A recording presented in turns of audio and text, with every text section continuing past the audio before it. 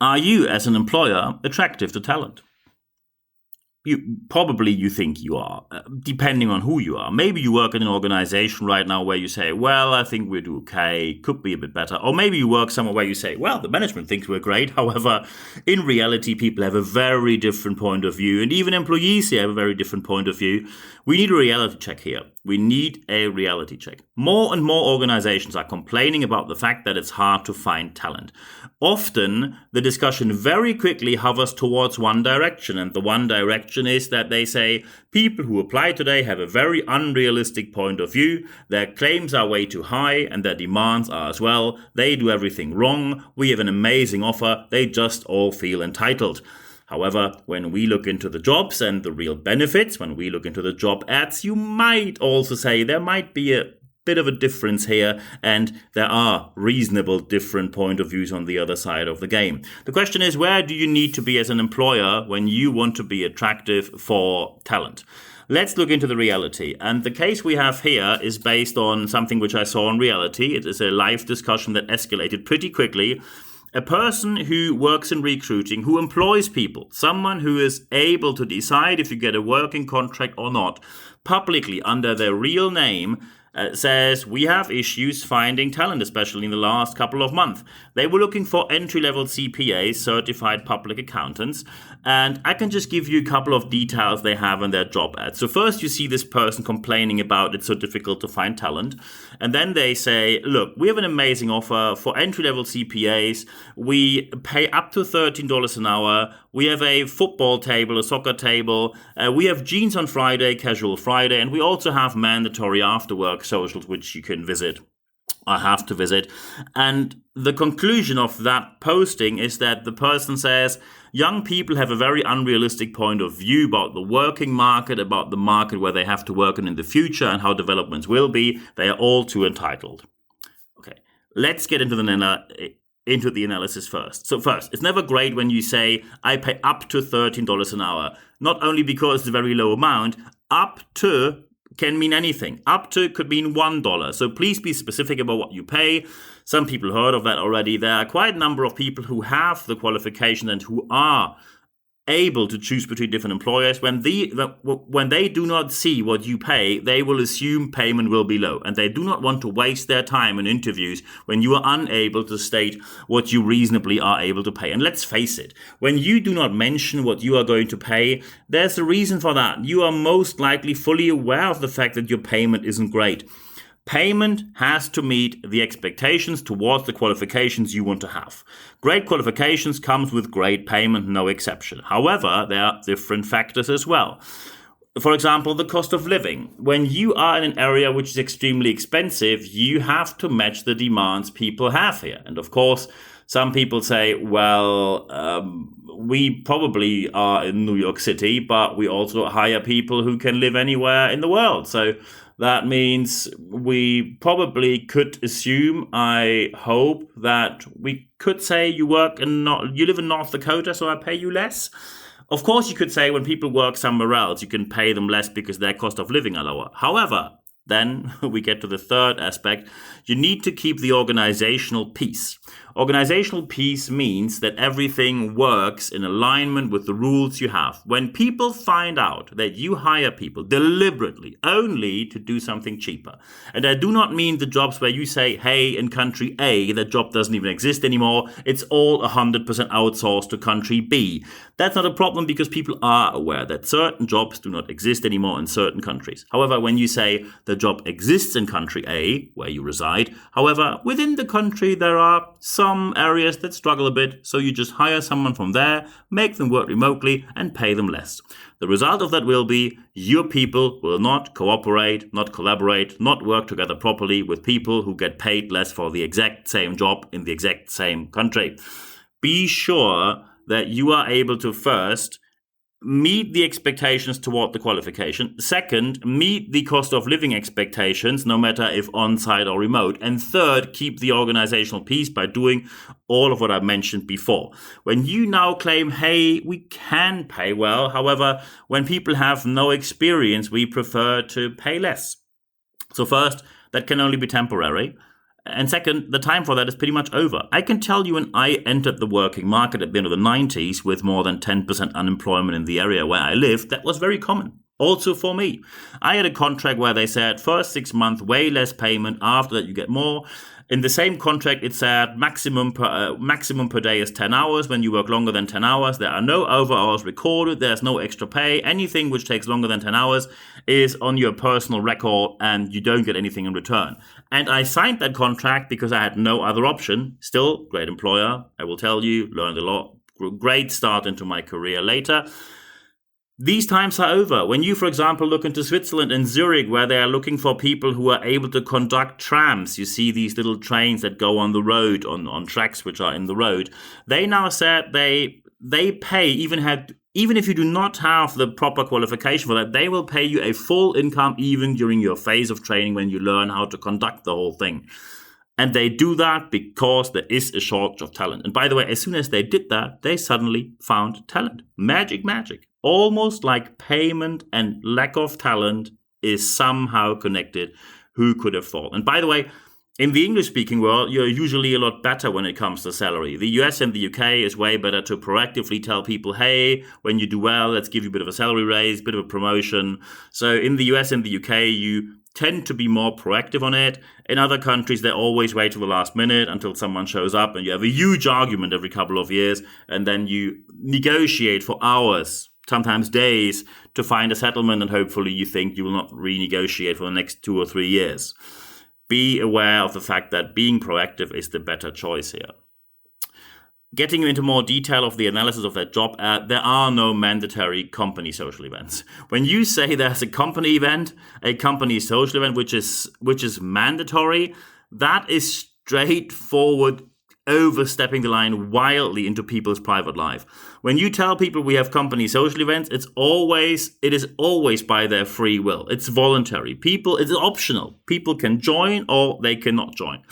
And I can tell you, when you have a great team, people who love to work together, and you have great leadership, then people will join these company social events. When you force them to join, they will hate it. They will hate every single minute and they will leave as soon as they can. And when you say, well, we do it by their free will, it's voluntary, but no one shows up when it's optional, well, then you need to question yourself. When people say, I'm not willing to hang out with you in my spare time, there's a very clear message in there. And the message is not, I love to work here and I love the people that are around here. It's more like the message of, thank you for the paycheck and see you tomorrow. And by the way, there's also another option. Some people simply draw a line between work and private time. They say, after a certain hour, 5 p.m., 6 p.m., whatever it is, I just have time off for me and nothing will change that. And by the way, they have the right to do that. If you say there's an obligatory, a mandatory company event, that is as outdated as it can be. And by the way, it is as outdated as the dress code. When you say, oh, you're allowed to wear jeans on Friday, wow. And you have a soccer table, amazing. Football, soccer table, nice to have, not a benefit anymore. Too many companies have that, totally exchangeable. And when you say there's a dress code, you need to have an evidence why you need one. When you, for example, work in a bank and you work somewhere at a counter where you meet clients, there is strong scientific evidence that wearing certain outfits makes you sell more products. And then you can derive from these studies that people have to wear it. People will understand that. However, when you have accountants or bookkeepers where you say, well, these people have to wear a suit and tie because I want them to, then it's perfectly reasonable when they say, well, you pay for the suit and tie and for my time to go to the laundry because everything of that is on your bill because you asked me to do that. And of course, someone will immediately say, well, if I don't give them any kind of dress code, then people will show up in Bermuda, super short shorts. No, they won't. And even if someone does, you can always address it in a single case scenario and correct their behavior. You have to stick to scientific evidence. When you think that casual Friday is a benefit, you probably have lost the plot quite a while ago. Casual Friday as an employee benefit is deeply rooted in the 1990s. Get a grip. Update your approach to work. When we get into further detail, you need more offers to be attractive. Think about work from home. Think about work from anywhere. As soon as people get up and do something for you and not for themselves, it's always connected to work. So think about, what about the cost for travel? What about the time for travel? Is there anything you can offer? Anything. because anything you offer here makes you more attractive. And by the way, when you now say, hey, we have clients in the area of national security, work from home, work from anywhere, it's just not allowed. It's illegal. No one can do that. Yeah, perfect. Then people know that from the very beginning. And by the way, with these restrictions, immediately the payment goes up, and it goes up significantly. If you, by the way, start to tell people, well, we can't pay you more because we have long-running contracts, they are running for 5 or 10 years, and we can't up these payments, they will never go up. We have a binding contract for the next decade, and we can only pay you $13 an hour. We don't have more on our contract. That's not their problem. That's not future talent's problem.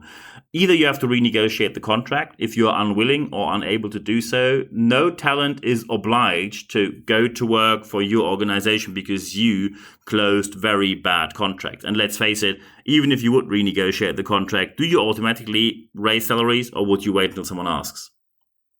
And you probably know what the answer is here. So be aware that your bad contracts are not the problem of future talent. They are not obliged, or they do not owe you any kind of any minute of labor or work. One of the most important aspects here is leadership work. Leaders need to update their leadership skills regularly. According to a major study from the Chartered Management Institute in London, 82% of all leaders had 0 minutes of leadership training or coaching. And by the way, you would never in any other job allow that to happen. You would not say, oh, we're looking for CPAs or bookkeepers.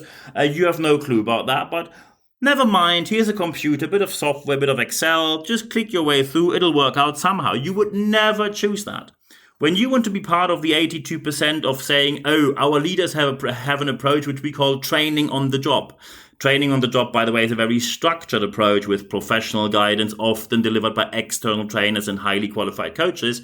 Many people, however, say training on the job means you just do something and we do nothing and it will figure out somehow. Good luck finding the right solution by yourself, because we're not investing a single penny in you. When you say you become part of the 82% of people having 0 minutes of leadership training or coaching, I can tell you the number one reason, according to actual studies that have been recently made, number one reason why talent leaves or they don't even start to work for you is leadership behavior.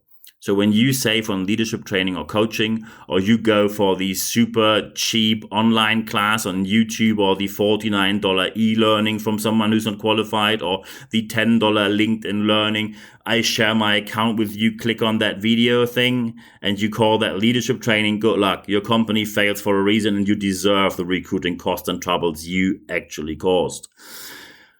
The most important part here is that HR knows about that. Often people blame HR, and I can tell you HR is not the problem. HR is often fully aware of the issues, and then some leader shows up and says, look, you have to sell what we have to tell them. Tell them that we are amazing, tell them that we are great, tell them that we have many chances for a career, and then an HR person in recruiting suddenly, against their knowledge and against their own opinion, has to sell something to someone, telling them it's an amazing organization while they know it's not the case.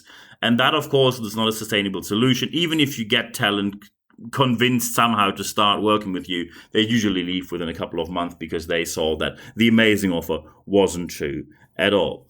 Taken all this together, employer branding needs to have a consistent brand, usually based on 3 pillars. Number 1, you have top products, top-notch, cutting-edge, brilliant products. Number 2 is you have amazing offers for talent. And amazing offers means amazing, not average, not above the average or somewhere around that. Amazing offer means amazing offer for employees who work for you. That includes payment and any other offer you can make around that. And the third aspect is excellent leadership by highly professionally trained leaders, because the reason why people stay or leave, people do not leave organizations, people leave people. With great leaders, you will have great talent that will stay for a great amount of time. And of course, now you might say, well, that sounds challenging to us, and I can understand it often does for many. So feel free to contact me if you have any kind of additional remarks, or you say, well, I have a question, can we just have a chat? Yeah. Doesn't cost you a penny. Just drop me an email, nb@nb-networks.com. I will also put this email address in the show notes of this podcast. I will also put in the show notes my LinkedIn. Feel free to connect with me on there. Looking forward to chatting with you or getting feedback. Any kind of contact is welcome. Let me know if you like to have any kind of chat. The second aspect, which I highly recommend, is we have a leadership letter. When you go to expert.nb-networks.com, and yes, that link is in the show notes of the podcast as well. Many people often wonder, well, is there something which I can forward, something in writing, some article or anything similar? Yes, we have that. When you go to expert.nb-networks.com, then put your email address in there. You only receive one email every Wednesday morning. It's 100% content at free guarantee. It's all content we have published, podcast articles, live sessions, all of that free of charge for our listeners and readers. Looking forward to seeing you there as well. However, the most important part is the third one. Apply what you heard in this podcast, because only when you apply what you heard, you will see the positive change that you obviously want to have in your organization. I'm always available for help. Contact me 24/7. And at the end of this podcast, there's only one thing left for me to say. Thank you very much for your time.